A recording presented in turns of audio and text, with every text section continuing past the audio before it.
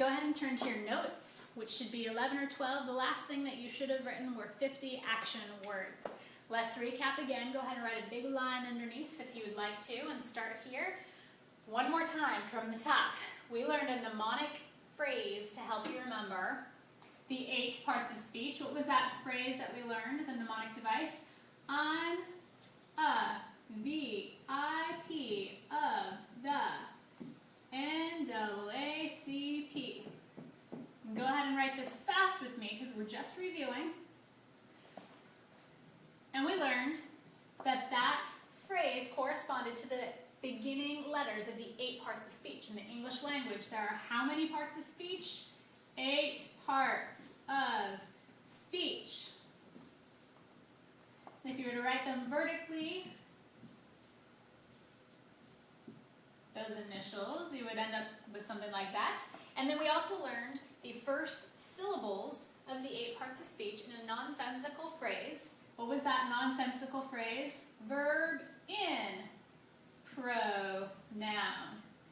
Add, con, prep.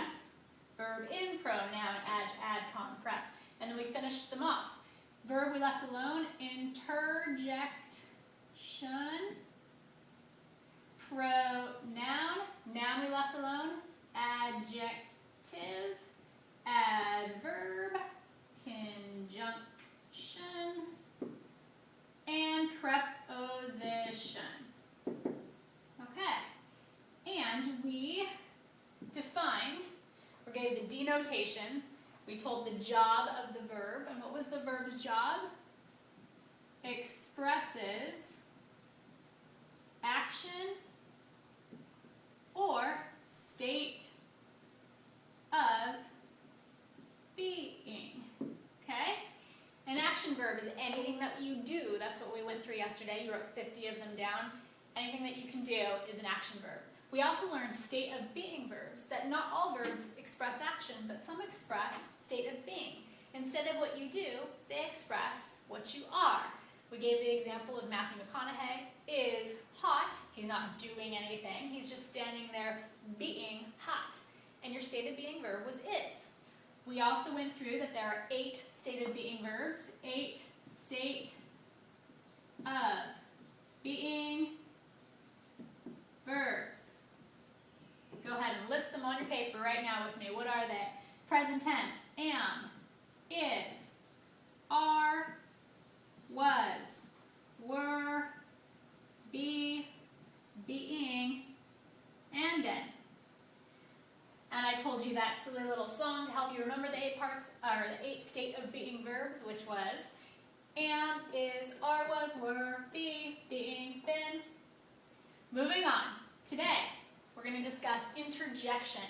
Now, if you knew anything about root words, this word pretty much explains itself because you have the root word inter and you have the root word ject. Inter is a root word that means between. For example, the word interception. Sept means to receive, inter means between. So literally, interception is to receive between 2 players. You intercept it. Interrupt, rupt means to break, inter means between, so to interrupt means to break between a conversation. Interjection, ject means to throw. You have eject, reject, project. Inter means between. So literally it means to throw between. And it is a word that is thrown between a sentence, and it interrupts the sentence to show an emotion or a reaction. So for the denotation, the definition, you are going to write the interjections job. And if a verb expresses action or state of being, then an interjection interrupts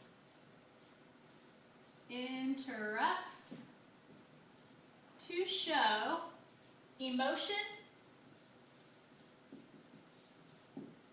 or reaction. An interjection interrupts to show emotion or reaction. Interjections are your comic book words, okay? Anything that you see in a comic book that had like the big like kind of lightning bolt symbol around it, like that. Pow. Okay? Those comic book words are interjections. Pow, kablam, kabam, egad, like all of those, okay? So you're going to write down here, next to this, go ahead and write the sentence. Here we go. Write the sentence with me. He was running down the, am I out of room? Street until, wham, he hit a street pole. Go ahead and write that sentence. He was running down the street until, wham, he hit a street pole. Now, if you were to get rid of wham and read the sentence, you still have a complete sentence, right? He was running down the street until he hit a street pole. But when you insert wham, you interrupt your sentence. And because you interrupt your sentence, you put 2 commas around the interjection. That means whenever you see 2 commas in a sentence, it usually means that I can take this whole word or this whole phrase out, and I still have a complete sentence. So 2 things that you need to remember. That, number 1, an interjection interrupts your sentence to show emotion or reaction, and 2, it's usually, when it's in the middle of the sentence and it interrupts, it's separated by 2 commas. Okay? Notice, if I didn't have this word, I would have no need for commas. He was running down the street until he hit a street pole. Now, until is a subordinate conjunction, but it's in the middle of a sentence, right? It's not the first word, so we don't need a comma when this subordinate conjunction is in the middle of your basic sentence. But because we have an interjection, we use 2 commas. Okay? So for your homework, very easy. I would like you to write, let me erase this so we have some room. Okay? Beneath this, I would like you to go ahead and make a comic strip. Okay? 3 pictures. They can be separate or they can be linear. They can tell a story or they can be 3 separate boxes where you're going to draw a comic. I don't care how, I don't care if it's awful, you will not be graded on how well or poorly you draw. If they're stick figures, fine. If you draw a car that's made out of a box with circles on the bottom for wheels, totally fine. But you must include an interjection somewhere in a caption above it. So if you want to write that pow or kabam or whatever, and it corresponds to a drawing inside of your comic, then it works. And then I want you to put an arrow towards that interjection, and I want you to label it so I know that you know what an interjection is. Underneath that comma strip, I would like you to list 10 interjections. Okay? Go ahead and list them. And they cannot be the 3 that you used up here. If you need a little help, second assignment, I would like you to watch Schoolhouse Rock, the interjection little short clip. It's really old school, like it's super outdated and it's kind of goofy, but after watching it, it's only like 2 minutes long or something, you will have a much better understanding of what an interjection is. So, 2 assignments.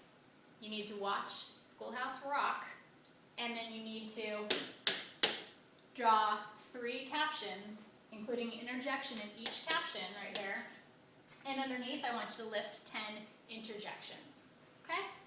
Good luck. See you tomorrow.